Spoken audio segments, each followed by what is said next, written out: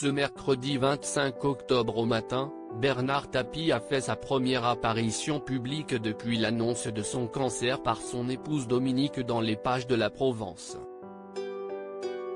Nos confrères belges de la dernière heure publient sur leur site une photo tandis qu'on peut le voir s'exprimer sur la RTBF après l'audience. Si l'homme d'affaires paraît affaibli et affecté par la maladie, il n'en reste pas moins combatif et déterminé.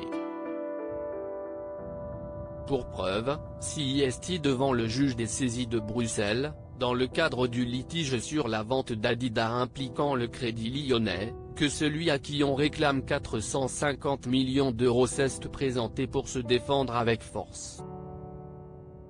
S'il garde cette mâchoire carrée et ce regard perçant et sûr de lui, Bernard Tapie n'affiche pas moins une petite mine et les cheveux clairsemés.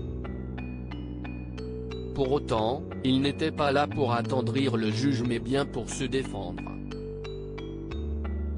En décembre 2015, la Cour d'appel de Paris ordonne à l'ancien patron de l'Homme de rembourser 404 623 082 € obtenus en 2008 pour mettre un terme à son litige avec le Crédit Lyonnais concernant la revente d'Adidas, en 1994.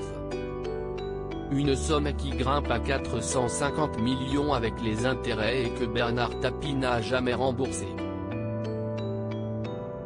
De fait, ses débiteurs ont demandé la saisie des comptes de sa société GBT Holding, implantée en Belgique, écrit le site DH. Qui accompagne son article d'une photo de Bernard Tapie devant le juge. Ce n'est pas le moment de faire ma nécro CIST ce qu'est venu contester le père de la ravissante Sophie Tapie. Selon nos confrères belges, l'ancien ministre a déclaré, avec le franc-parler qu'on lui connaît, le Crédit Lyonnais, ce sont des voleurs. Ils ont volé 20 milliards aux contribuables, toutes leurs archives ont brûlé et l'État français a mis le couvercle sur la marmite. Je suis ravi d'être en Belgique pour faire sauter ce couvercle.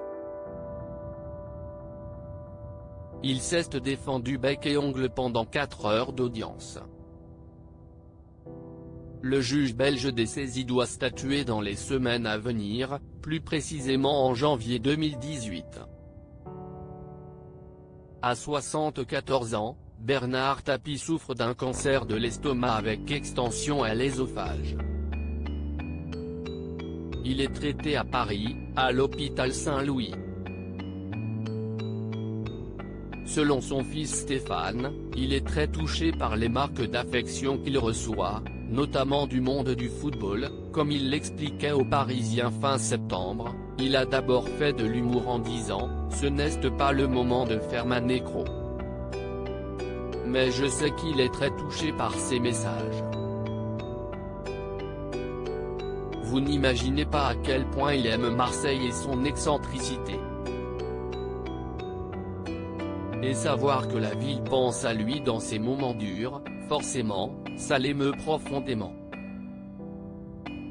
Marseille, CIST sa vie. Et je sais que cet amour venu du Vélodrome va lui faire beaucoup de bien.